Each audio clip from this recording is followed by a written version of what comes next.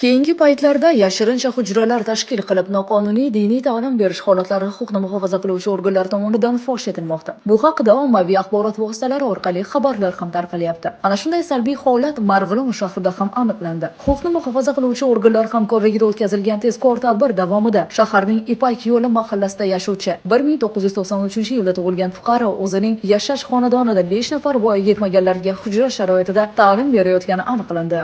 Eng ajablanarlisi, ushbu fuqaro 2024-yilning iyul oyida ham o'z yashash xonadonida hujra tashkil qilganligi aniqlanib, O'zbekiston Respublikasi Ma'muriy javobgarlik to'g'risidagi kodeksining 241-moddasi bilan jinoyat ishlari bo'yicha Marg'ilon shahar sudi tomonidan 6 sutka qamoq jazosi tayinlangan edi. Qilmishiga yarasha jazo o'tagan bo'lsa-da, o'ziga to'g'ri xulosa chiqarmagan ushbu shaxs yana yashirincha diniy ta'lim berishni to'xtatmadi. Unga nisbatan tegishli tartibda hujjatlar rasmiylashtirildi.